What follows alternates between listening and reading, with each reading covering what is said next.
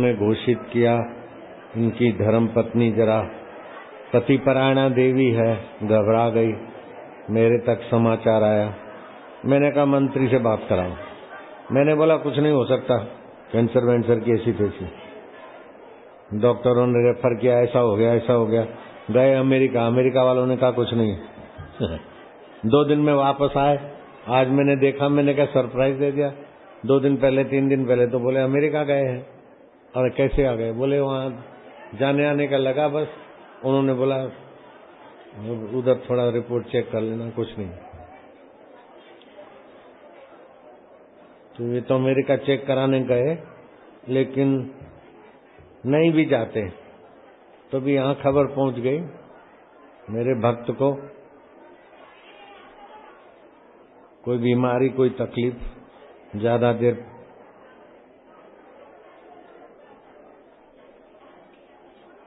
नहीं हो सकती। गुरु मंत्रो मुखे यस्य तस्य सिद्धि न अन्यथा, गुरु लाभात सर्व लाभो गुरु हीनस्तु बालिश। जिसको गुरु भक्ति का, गुरु की कृपा का लाभ हो गया, उसको सब लाभ हो गए। अभी 74 साल की उम्र में हम इतना कर रहे हैं, देखो कितने हट्टे कट्टे तंदुरुस्त हैं। और मेरे शरीर में कैल्शियम, 25 साल का जवान भी कुछ नहीं, इतना ताकत है। तो जो आध्यात्मिक व्यक्ति नहीं है उसको जीवन में रोग थोड़ा भी आते दबोच लेते हैं, सफलता थोड़ी भी आती तो अहंकार होता है। आखिर वो सफलता विफलता के थपड़े में कमजोर दिल हो जाता है और हताश निराश होकर संसार के तुच्छ योनियों में या तो प्रेत योनि में भटकता है। जैसे राजा नृग मरने के बाद किरकिट हो गए, क्योंकि गुरु की कृपा नहीं थी। प्रसिद्ध था, बुद्धिमान था राजा नृग, किरकिट हो गया। राजा आज सांप बन गया, मिथिला नरेश। मुसोलिन इटाली का 1942 में कम्युनिस्टों ने धावा बोला, झील के किनारे धड़ धड़ 2 राउंड पे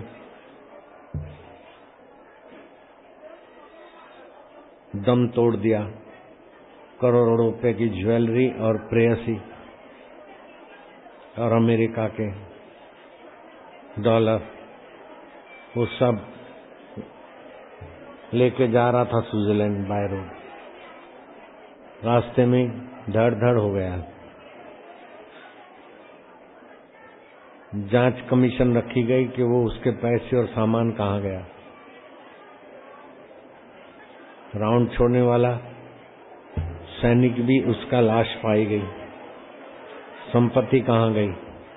बोले वो प्रेत बनकर अपनी संपत्ति छुपा के बैठा। रिटायर्ड जज, चीफ जस्टिस और कई जज एक के बाद एक 17 जांच कमीशनें रखी इटाली के कम्युनिस्टों ने। कोई जज पागल हो जाता तो कोई सुसाइड करता, तो किसी किसी को वो प्रेत दिखाई देता।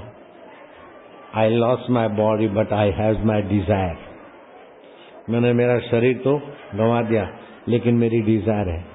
तुम मेरी संपत्ति नहीं ले जा सकते। अभी तक झील के किनारे भटक रहा है। अब वो संपत्ति उसके काम में आएगी नहीं, प्रेत के। और 17 जांच कमीशनों वालों की बुरी हालत कर दी। अब वो जांच कमीशन बैठना बंद हो गई। अभी तक भटक रहा है इटाली का Mussolini. Abraham Lincoln, president of America. मैं अमेरिका कई बार गया, दुनिया के कई देशों में गया, कई देशों में अपनी संस्थाएं भी हैं।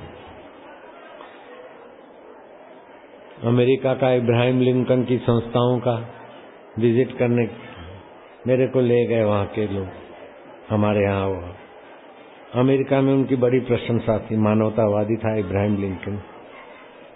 मैं भी उनको मान से देखता हूँ, अच्छा है।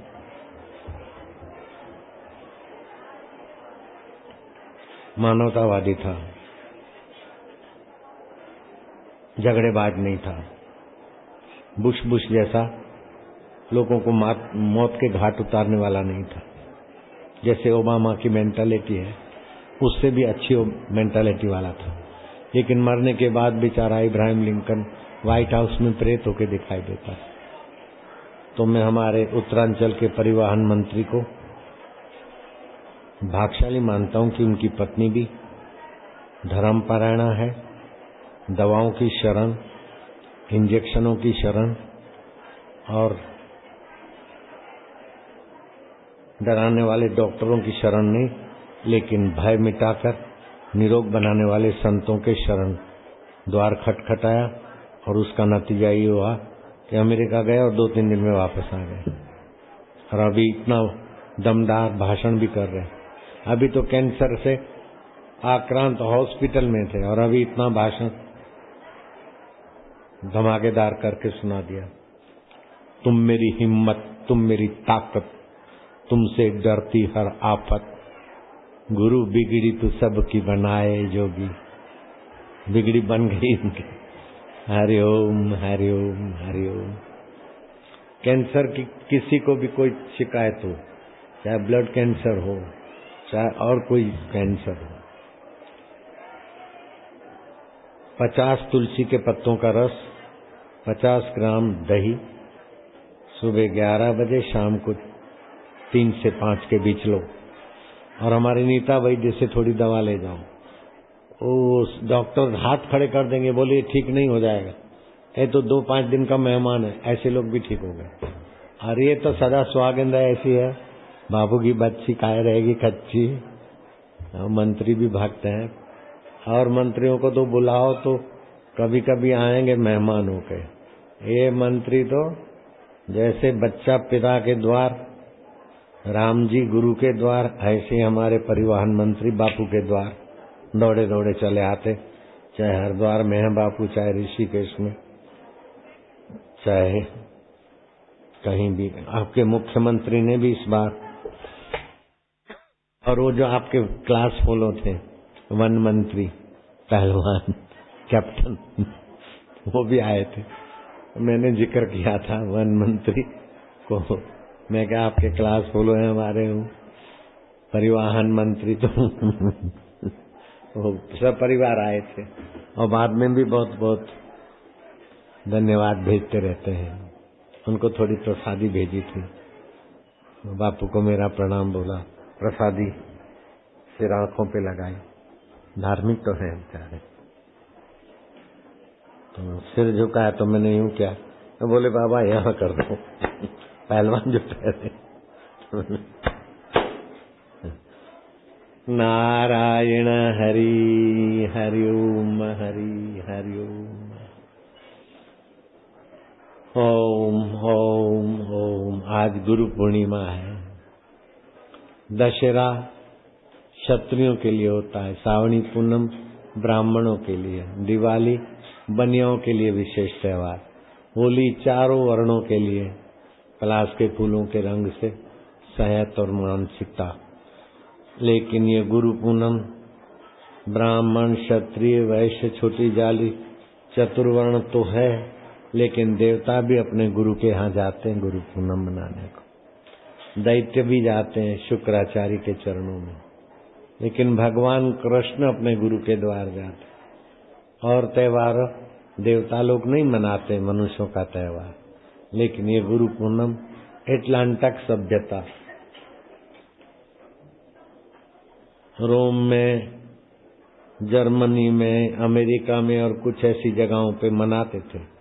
वक्त के प्रभाव में वहाँ कुछ कमी हो गई, लेकिन भारत में अभी भी ये दिव्य परंपरा चल रही। मंत्री जी को मजा आएगा। रोम, यूनान, मिस्र और भारत, 4 प्राचीन संस्कृति। उसमें रोम के राजा ने देखा कि मैं भारत पर चढ़ाई करके भारत को अपने कब्जे में करूं, लेकिन भारत की शक्ति में जांच कर लूं। 2 आदमी को, अंधे आदमियों को ये सुरमा आंजोगे तो देखने लग जाए।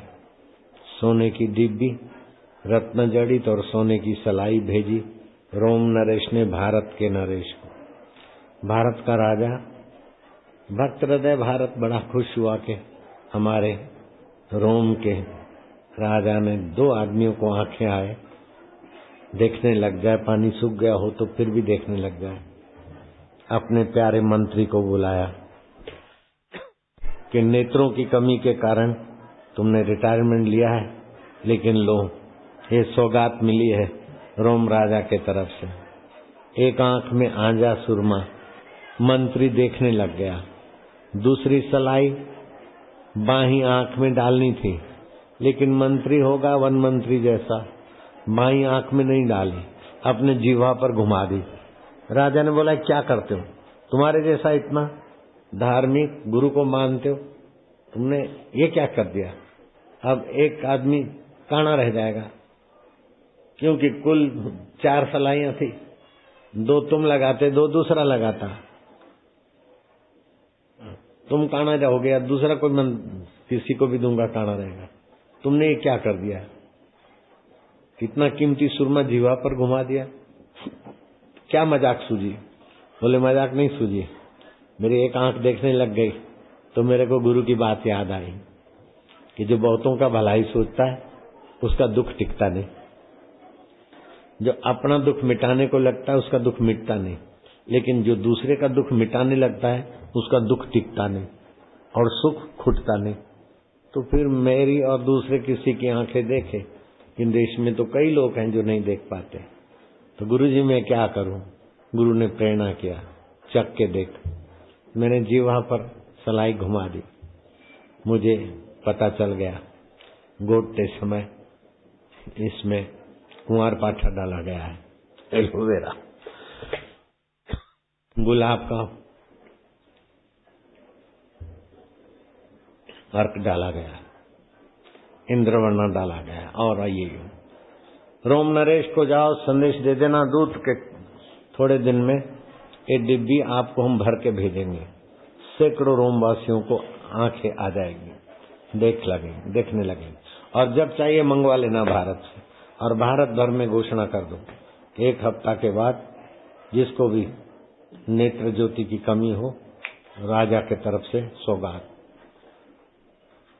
रोम नरेश ने सुना कि जिनके मंत्री संतों के संबंध में है और सुरमा चख के उसको इतना घोटा है, इतना ये डाला है, जान जाते हैं। ऐसे बुद्धिमान मंत्री जिस राजा के पास हो उस राजा पर चढ़ाई करके हमें अपना नामो निशान मिटाना नहीं है। हिंदुस्तान के राजा के साथ उसने दोस्ती का हाथ बढ़ाया। ऐसे ही विश्वजीत नाम का राजा, वो जैसा नाम था ऐसा ही अकड़ू भी था। पास में तोमराज केवर्त का राजा था। केवर्त का राजा तोमराज संत का भक्त था। राज्य छोटा था, लेकिन बड़े में बड़े जो ईश्वर है उनसे जुड़े हुए संत का वो खास भगत था। तोमराज केवर्त नरेश। विश्वजीत का कोई अधिकारी ऑफिसर गया होगा तोमराज के देश में, उसका कहीं मान अपमान हो गया होगा। उसने राजा को आके भिड़ाया कि जरा सा केवर्त का राज और आपके नागरिक की बेइज्जती करे, नागरिक की, ये आपकी बेइज्जती है, मेरा अपमान नहीं है, विश्वजीत के राज्य का और विश्वजीत का अपमान है। भड़काया राजा को। रक्षा मंत्री, सेनापति और तुम लग जाओ, केवर्त को घेरा ढालो और उनको अपने राज्य में मिला दो। विश्वजीत ने सोचा कि केवर्त का राज जरा सा है, मिला देंगे, लेकिन युद्ध करते करते छक्के छूट गए, अपने सैनिक मरते गए। केवर्त के सैनिकों का हौसला बुलंद था। जीत का स्वप्न देखने वाले को हार की मार खानी पड़े बड़ी चोट लगती। मैं लंकापति रावण, बड़ी चोट लगती थी।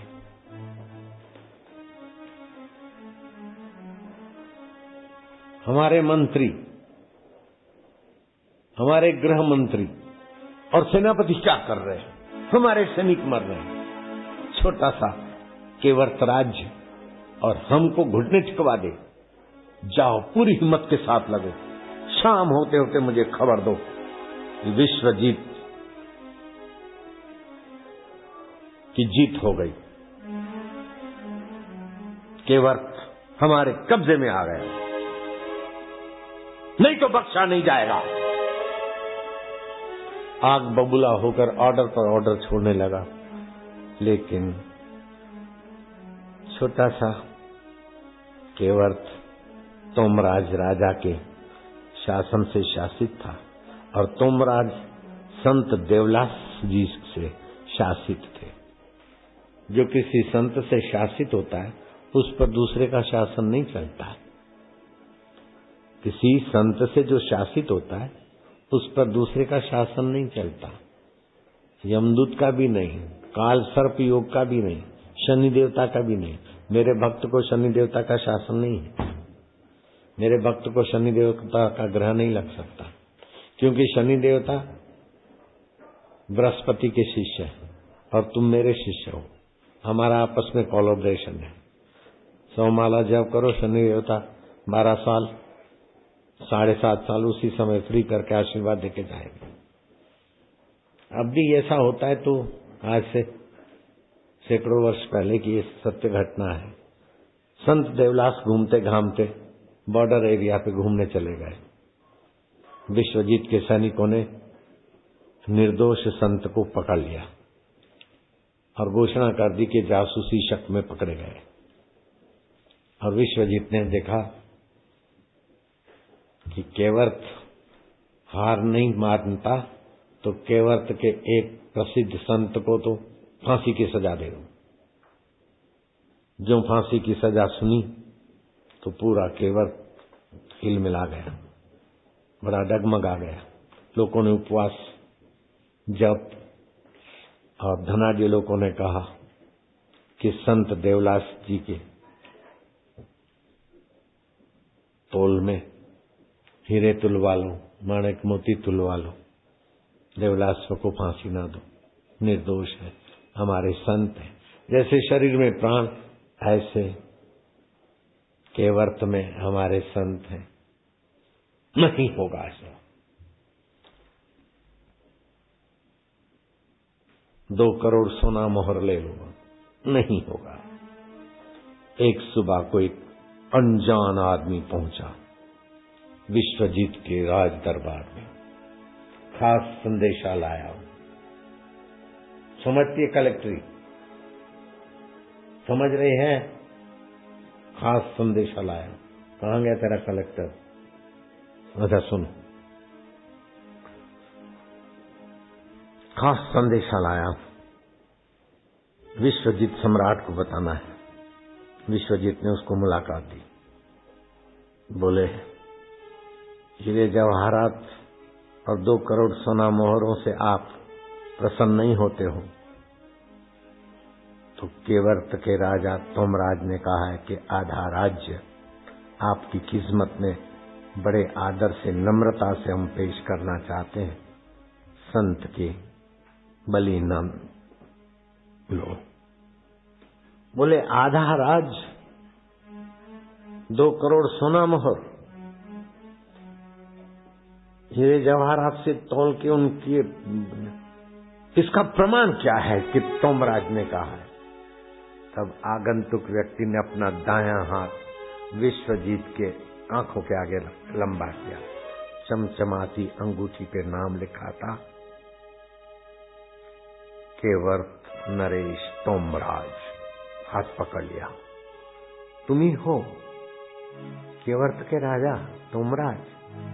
अपनी जान की बाजी लगाकर निहत्थे अकेले मेरे तक पहुंच गए। बोले, मैं अकेला नहीं हूं, संत देवलास की गुरु दीक्षा मेरे साथ है, केवट राज्य की शुभकामनाएं मेरे साथ है। आप भले मुझे फांसी चढ़ा दो, लेकिन मेरे संत को आप छोड़ दो। बोले, तुम्हारे जैसे संत के शिष्य को फांसी लगाकर मेरे को कौन से दोजक में जगह मिलेगी? आओ आज से हम गले लगते हैं। संत देवलाभ से तुम्हारे संत नहीं, मेरे भी मालिक हैं, तुम्हारे भी मालिक।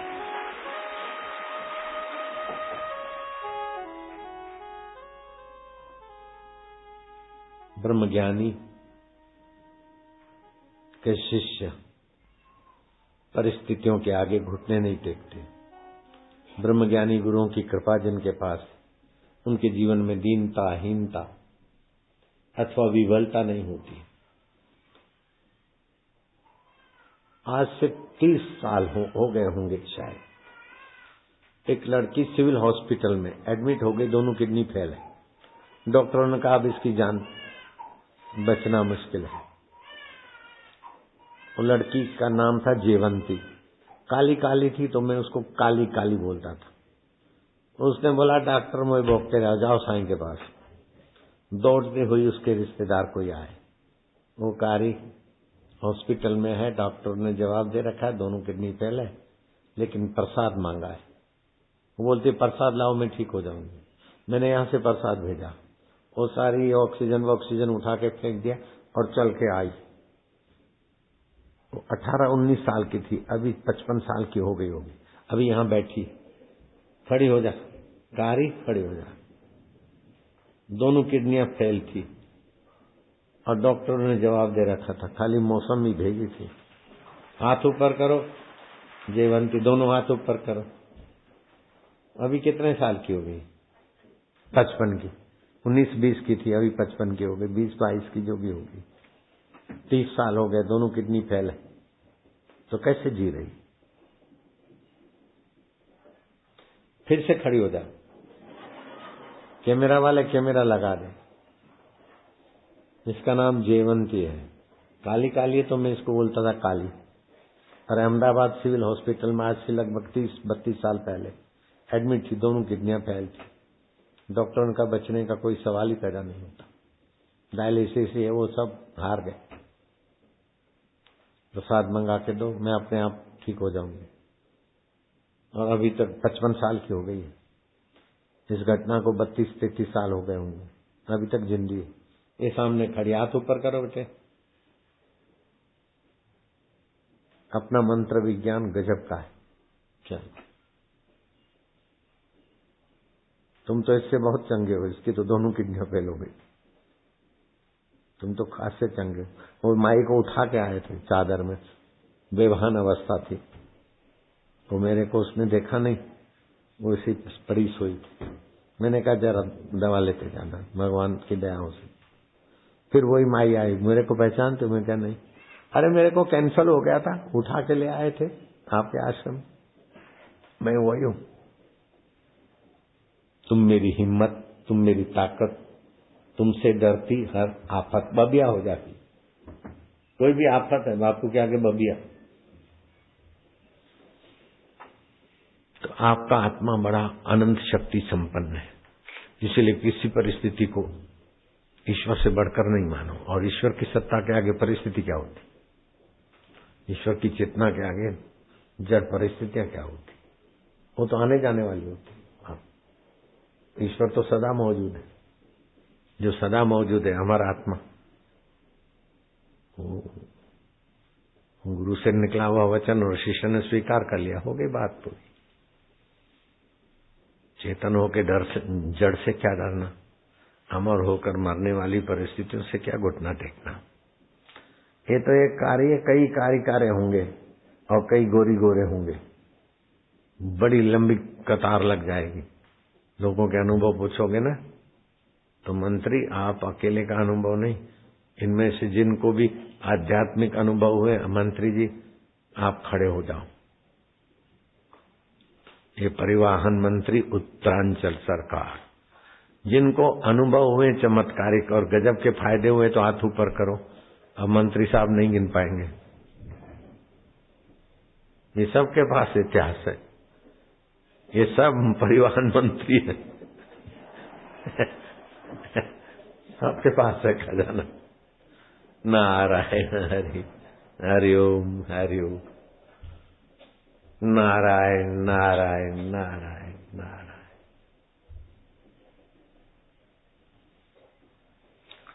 अब 10-15 मिनट की रिसेस होगी, फिर शाम का सत्संग यहाँ करो या तो नीचे नदी में बड़ा पंडाल लगा है। सुबह तो वो पंडाल लाखों आदमी बैठ सके उतना बड़ा पंडाल है नीचे नदी के। वहां भी रेलगाड़ी चलाकर मिला।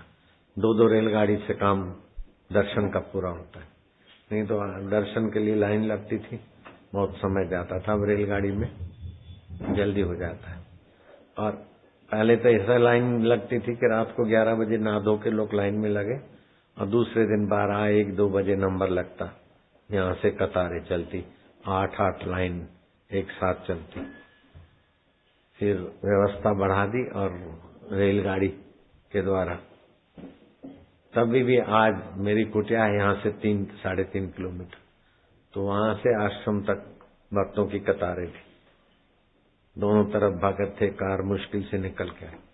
तो सुबह आते आते तो दर्शन का एक समूह प्रसन्न होकर गया। फिर नीचे सत्संग करके रेलगाड़ी चलाई 1-2 बार, फिर इधर चलाई, फिर ये तीसरी बार चली रेलगाड़ी।